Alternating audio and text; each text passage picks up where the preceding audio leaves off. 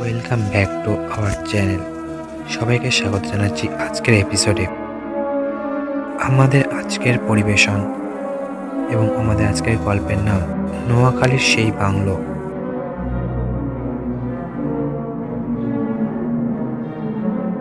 তখনও স্কুলের গণ্ডি পার হয়নি। বাবা রংপুর থেকে নোয়াখালীতে বদলি হয়েছেন।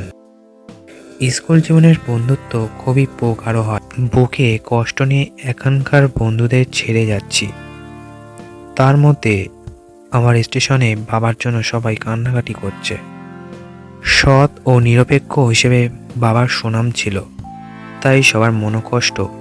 ফলে বন্ধু বিচ্ছেদ ও সবার কান্না দেখে মনটা খুবই খারাপ। যথারীতি যখন নোয়াখালীর সোনারপুরে পৌঁছালাম, তখন অভ্যর্থনা জানানোর জন্য লোক সমাবেশ ছিল।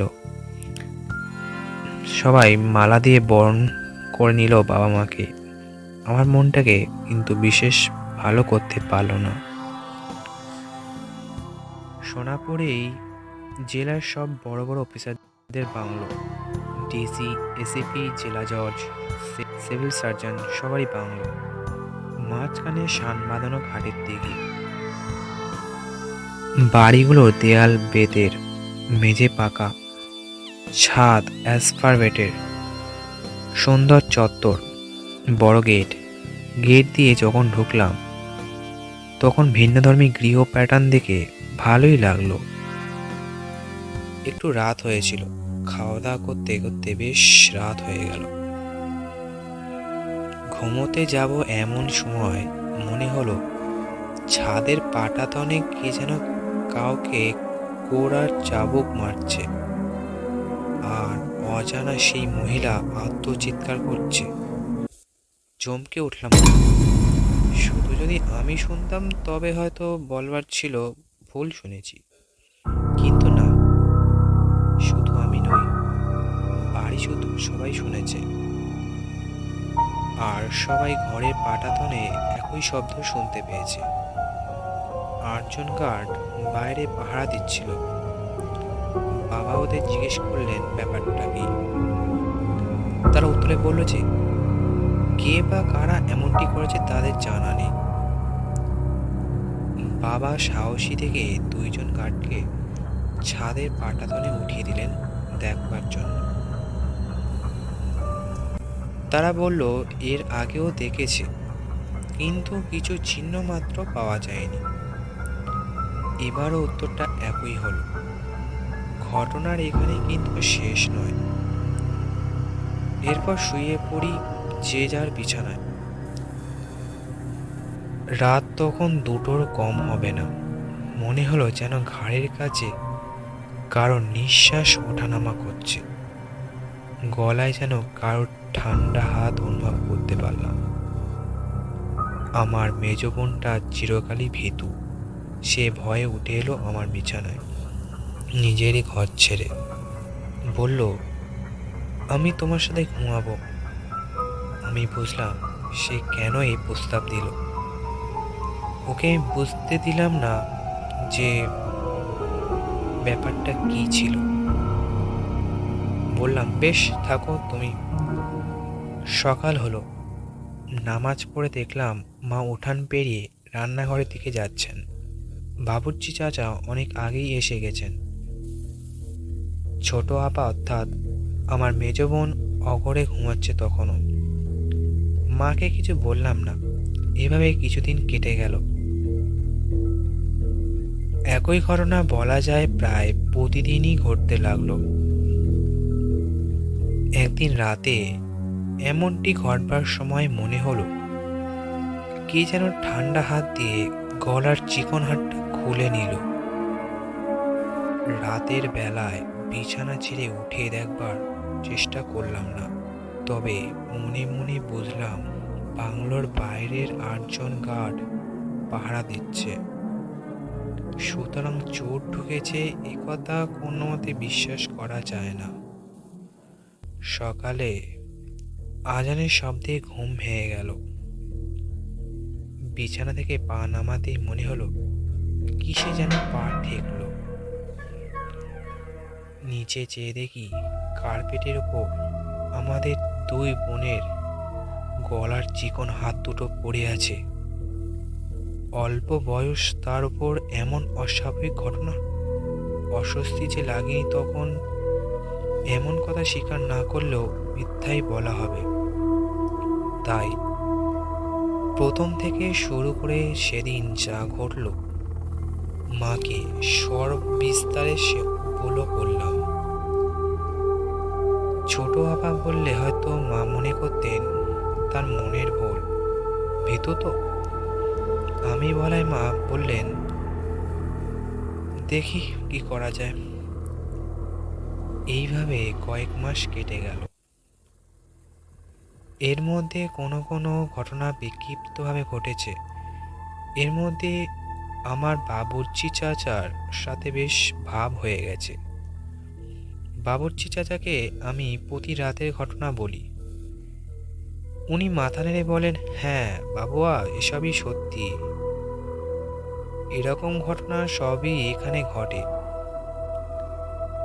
তখনও আমি বুঝিনি আরও একটা অদ্ভুত ঘটনা ঘটতে চলেছে। তখন শীত এসে গেছে। নানি এসেছেন তার একমাত্র মেয়ে জামাইকে দেখতে। বাবার ছোটবেলায় তার মা মারা গিয়েছিল বলে নানিকে খুবই ভালোবাসতেন। সে যাই হোক, পরের দিন বাবা গেলেন ট্যুরের বেগমগঞ্জে। যদিও আমি সাধারণত বাবা কোথাও গেলে সঙ্গ ছাড়ি না, কিন্তু এবার যেহেতু নানি এসেছেন সেহেতু গেলাম না। শীতের দিন হলেও সন্ধ্যা থেকে একটু টিপ টিপ বৃষ্টি আর বাতাস বইতে শুরু করলো। নানি হঠাৎই অসুস্থ হয়ে পড়েছেন। রাত 10টা পার হয়ে গেছে। বাবা বাসায় নেই। শীতের রাত, তখনও টেলিভিশন চালু হয়নি। সবাই যার যার ঘরে শুয়ে পড়েছে, আর বোধহয় ঘুমিয়েও পড়েছে। আশ্চর্য ঘটনা হচ্ছে, সেদিন ছোট আপা, মা, নানি সবাই অসুস্থ। আয়াকেও ঘুমোতে পাঠিয়ে দিয়েছি, যদিও সে যেতে চাইছিল না। আমি একটা রহস্য গল্পের বই নিয়ে পড়তে বসলাম। নামটা আজ মনে করতে পারছি না। মা বলতেন, যে গল্পের বই না পড়লে অনেক কিছুই জানা যায় না, ভাষাও শেখা যায় না। ফলে ছোট থেকেই গল্পের বই পড়ার অভ্যাসটা রপ্ত করে ফেলেছিলাম। সেই অভ্যাসটা আজও থেকে গেছে।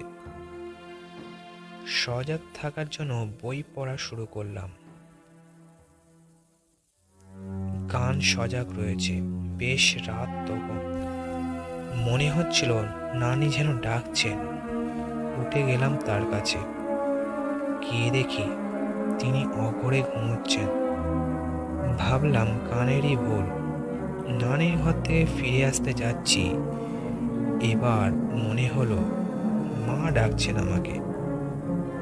তাড়াতাড়ি গেলাম মার ঘরে, কিন্তু দেখি তিনিও ঘুমোচ্ছেন অঘরে।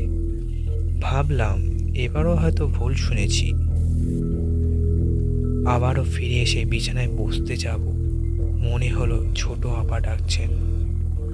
তড়িঘড়ি করে তার ঘরের দিকে দ্রুত পায়ে এগোলাম। বসা আর হলো না। অবাক কাণ্ড, দেখি সেও ঘুমোচ্ছে। এই শীত রাতে আমার ঘাম ঝরতে লাগলো। এই হতে পারে না, এতবার আমি কানে ভুল শুনলাম। তা কি করে হয়? এটা একটা অস্বাভাবিক ঘটনা। এ কথা মনে হতেই বুকের ভেতরটা কেমন শিরশির করে উঠল। মুরব্বীদের বলতে শুনেছি, এরকম অবস্থায় ভয় পেলেই ক্ষতি। ওই অবস্থায় মনে হলো, যতই অস্বাভাবিক ঘটনা হোক না কেন, ভয় পেলে চলবে না। তবে মনে যাই বলি না কেন, এটা কেমন জানি এক অস্বস্তিকর অবস্থা। কিছুতেই কাটিয়ে উঠতে পারছি না এই আবেশটা। তখনও জানি না আমার জন্য আরও কি ভয়ঙ্কর ঘটনা অপেক্ষা করছিল। মার আঁচল ধরে ঘুরতে ঘুরতে মার মুখে মুখে শুনে আয়াতুল কুরসি মুখস্থ করে ফেলেছিলাম। মনে হলো ভাগ্যিস শিখেছিলাম। এর গুণ আর মাহাত্ম্য এমন যে কোনো দুষ্ট অশুভ কিছু কাছে ঘেঁষতে পারবে না।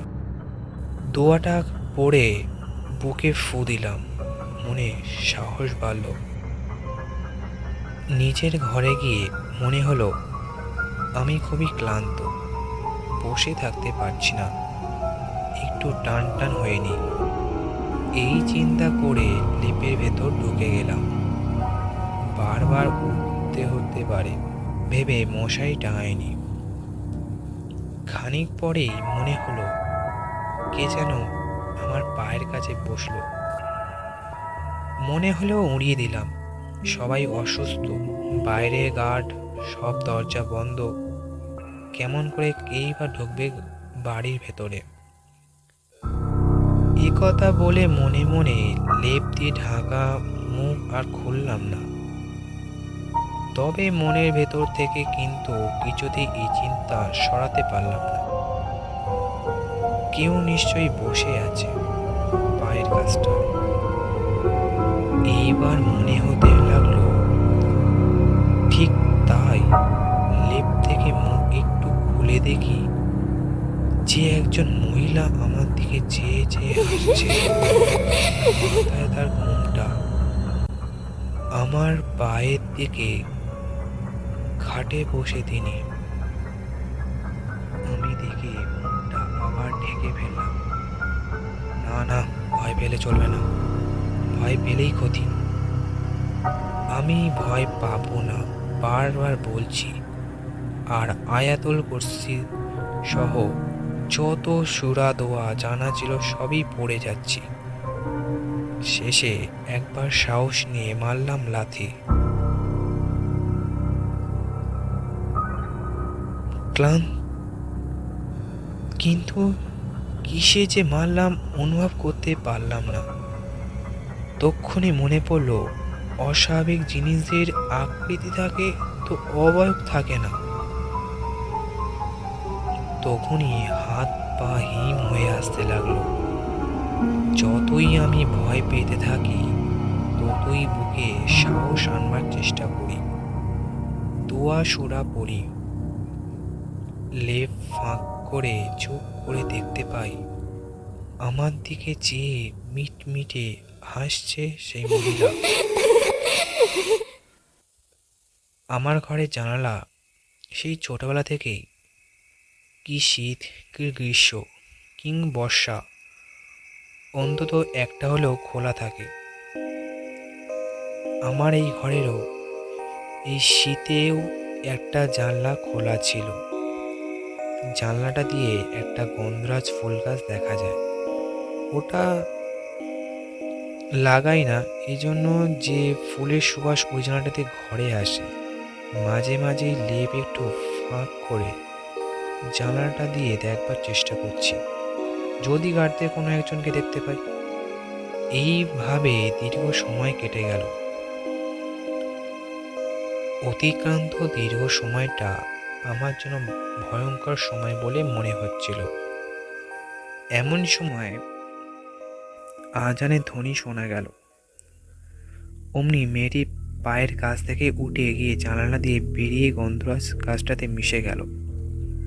আমি বিমূঢ় বিস্ময়ে চেয়ে থাকলাম ওই অশরীরী মহিলার যাওয়ার পথে। আমাদের মতো মানুষের তো জানালার ব্রড ভেদ করে কিছুতেই যাওয়া সম্ভব নয়। এমন ঘটনা মাকে না বললেই নয়। তাই নামাজ পড়ে মার ঘরে গেলাম, মাকে কিছু খাইয়ে ওষুধ খাওয়ালাম। তারপর ধীরে ধীরে ঘটনাটা খুলে বললাম। মা চুপ করে শুনে গেলেন, কিন্তু কিছু বললেন না। একটু বেলা হলে মা আরদালিকে জিজ্ঞেস করলেন তার কোনো কামেল ফকিরের কথা জানা আছে কিনা, ডাকলে আসবেন কিনা। সে জানালো একজন সে চেনে, টাকা পয়সা কিছুই নেয় না, মাঝে মাঝে উনি তার বাচ্চাদের তেল পড়া, পানি পড়া দেন, তাবিজও দেন, কিন্তু একটা পয়সাও নেন না। সবারই উপকার হয়, তারা খুশি মনে কিছু দিতে চাইলেও উনি কিছুই নেন না। বলেন, আমি আল্লাহর হুকুমেই আল্লাহর বান্দার সেবা করি, আমি যে কিছুই নিতে পারবো না। এমনকি যার চিকিৎসা করেন তার বাড়িতেও কিছু খান না। মা বললেন, তার এমনই লোক চাই। ওনাকে খবর দেওয়া হলো। মা তাকে কষ্ট দেওয়ার জন্য মাপ চাইলেন এবং পুরো ঘটনাটাই ধীরে ধীরে বললেন তাকে। উনি ঘটনাটা শুনতে শুনতে আমার কপালের দিকে দেখতে লাগলেন। পরে ঘটনাটি যেখানে ঘটেছে সেই ঘরটা দেখতে চাইলেন। আমি তাকে নিয়ে গেলাম আমার ঘরে। উনি জানালাটার কাছে দাঁড়িয়ে গন্ধরাজ গাছটাকে খুব গভীরভাবে দেখতে লাগলেন। তারপর কিছু আমল করে গাছের দিকে ও জানালাটা ফু দিলেন। ঘুরে আমাকে নির্দেশ দিলেন যে এশার নামাজের সময় যেন আমি জানালাটা লাগিয়ে রাখি, আর ফজরের নামাজ পড়বার সময় যেন খুলে দিই। যদি কেউ জানালায় টোকাও দেয় তাও যেন না খুলি। মার কাছে ফিরে গেলেন তিনি। মাকে তিনি বললেন, মেয়ে ভয় পেলে ক্ষতি হতো, আল্লাহর কালামের বরকত। ওইখানে ওই গাছের নিচে একটা মেয়েকে খুন করে পুঁতে রেখেছিল কোনো এক মানুষ। এখন সেই দেহ মাটির সাথে মিশে গেছে। এই বলে তিনি চলে গেলেন। আমরা সবাই হতভম্ব হয়ে বসে থাকলাম। বাবা বেগমগঞ্জ থেকে ফিরে এলেন। বাবাকে আমি সমস্ত ঘটনাটাই খুলে বললাম। বাবা শুনে গেলেন মন দিয়ে, শুধু বললেন, উনি যা বলেছেন তার ঠিক ঠিক মতো মেনে চলো।